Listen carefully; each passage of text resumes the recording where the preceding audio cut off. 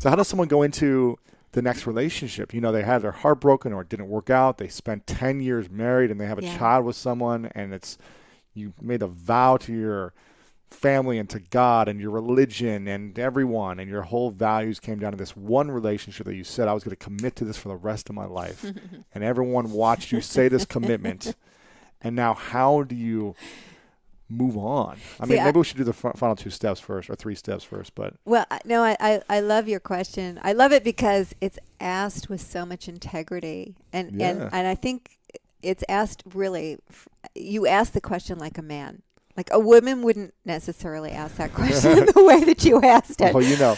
And I think it's important to just validate what you just did, because I just love that men tend to take their commitments so seriously. I think women do too. I mean, women that grow up in a religious way, you know, that are like, okay, like my vow and my commitment in front of God and my family is like for life.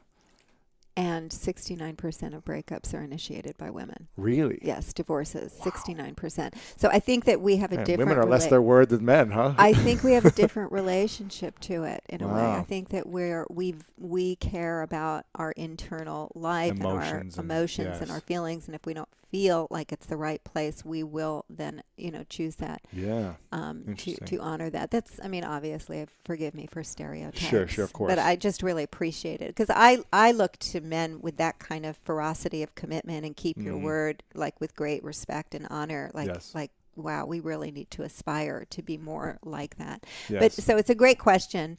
I think it is.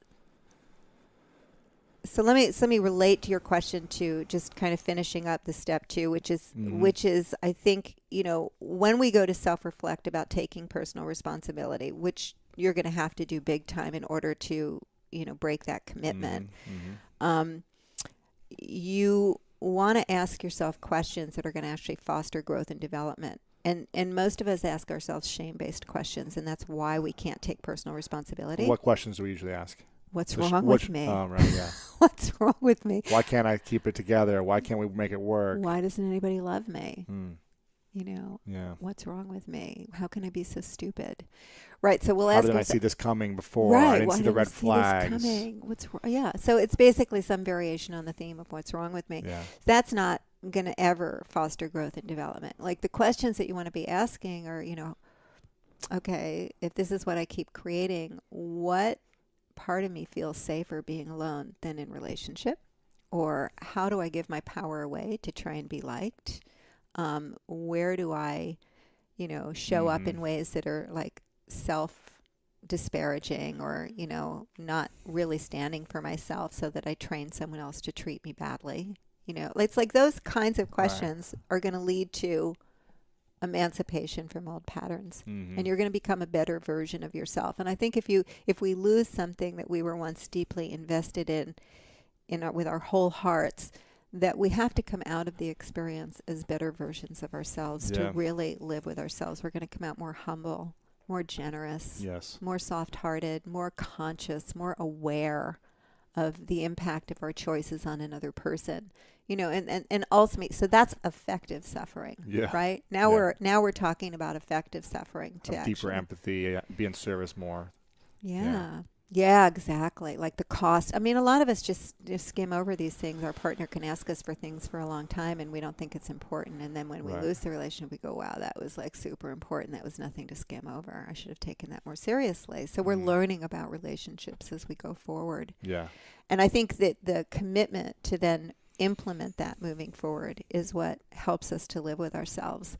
The step 3 is about going back and healing the original wound in our heart. We talked a little about that in the Calling in the One conversation, like what's the I'm not wanted or the I'm alone, and how have you been showing up in ways that have kind of recreated that story. And the most important part is like, well, what's really true? Yeah. Because these are lies that we've been living inside of. And if you were really centered in that deeper truth, like how would you be showing up in all your relationships? So you really have a chance to graduate from old painful patterns inside of that. Okay. And then step 4 is... I love the word you use here, the love alchemist. Love alchemist. I love that. What does that mean to you? Well, it's about being generative of the future, of a positive future. So it's the recognition that people are going to lash out, that people are going to do, unconscious things because that's what's normal in a breakup. Right. So I normalize that. Like nobody goes through conscious uncoupling perfectly. Like we're going to do this. Everybody goes through it messy. Yeah. Because a breakup is like a birth canal. Like you get your face smushed in, you're like in it. You don't know where you're going. You're kind of out of control. So you're doing the best you can. And so step 4 is about setting an intention for a positive outcome for everyone impacted and aligning with that future. And so when there's breakdowns in communication, it's about responding in a generative way. So somebody comes to you and says, well, I thought you were going to do this and you said you were going to do that. Instead of saying, yeah, but you said this and blah, blah, blah, going down, spiraling down, you might say, oh, wow, okay, you're upset. Let me see if I understand what you're upset about. Yeah, you're right. I did kind of mess that up. Okay, you're absolutely right. And that's inconsistent with the future that we're committed to creating too. I'm going to really try harder. So you make an amends. I think that's the same thing for being in a relationship, is doing that well as being, uncoupling. I'm creating a whole thing for conscious recoupling for people who've gone through the program, because actually that's what happens sometimes. Yeah. So the program could actually be for people who are just really struggling in their relationship too. Or it's ended and they got back together, or any of those options. Got you. Yeah. So it's about learning how to repair. Yeah. And repairing in a way that's not necessarily about getting back together again. Right? Repairing in a way that says, even though you're not my primary mate, I value you. I love you and care about you. I value our connection. I value who you've been. I have a daughter with my former husband, who I affectionately call my husband. And I value him for so many reasons. Yes. He's the one father my daughter will ever have. He gave me the gift of our daughter. He shows up, he fathers her really well. Like I'm constantly demonstrating how valuable he is to me and to our family. He has like a place of honor in my life. That's how I hold him. That's how I treat him. And I like to remind people that, when we're in relationships, we're always building, we're investing in the kind of emotional bank with each other. You compliment, you support, you show up for things. Right. I think that when you have children, or if you have a business relationship, for instance, where you have ongoing things happening, you still want to invest in the relationship. You're just investing in a different way. But you're investing in the health of your family in the same way that you might, be generous to a cousin or to your brother. Like somebody has not left your family. If you have children, that person's still your family. Yeah, of course. So when did you realize he wasn't the one anymore? It was kind of gradual, truthfully. And for me, it had to do with the disparity in our missions. So you had different alignments. We did, and when we got married, it looked like they were the same thing. Huh. But I think that it took a few years to reveal that they really were not. Now, sometimes when people have different values, they complement each other, right? So my value of expansion and growth and moving, onwards and upwards all the time, aspiring to be a better human being and evolve my own consciousness. I'm a growth junkie. I'm a change junkie. Yeah. He is very Buddhist, and his practice is really around more like accepting what is and seeing the beauty in what is. So I think you can have a marriage like that and have it work if you're inspired by each other and you're valuing each other and you're learning a bit of each other's practice. You're growing together. Because, they are two beautiful sides of the same coin, and one could actually learn from the other.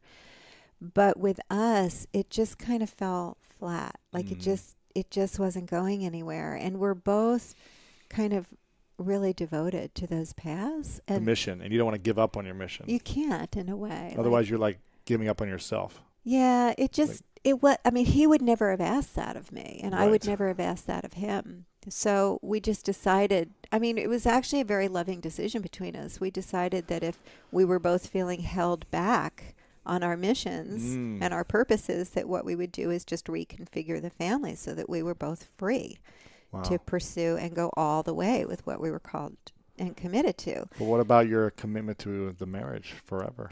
Well, I think. How do you let go of that conversation? We just made a different decision.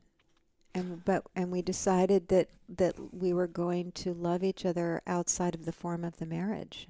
That the mantle of marriage was not an appropriate one for our relationship anymore. It wasn't the best one for us. And I think it was really a great decision. I mean, I just see what's happened for him in the aftermath, and I see what's happened for me.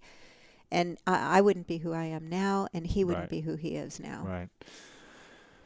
What if one person really wants to stay in a relationship or makes the other person wrong for wanting to end it because they're not willing to work hard enough, or they're not willing to sacrifice enough, or they don't share the same values, or they said one thing and they took it back? How does that person who wants to evolve and wants to uncouple consciously out of love or grow from that, how does that person handle the person who doesn't get it?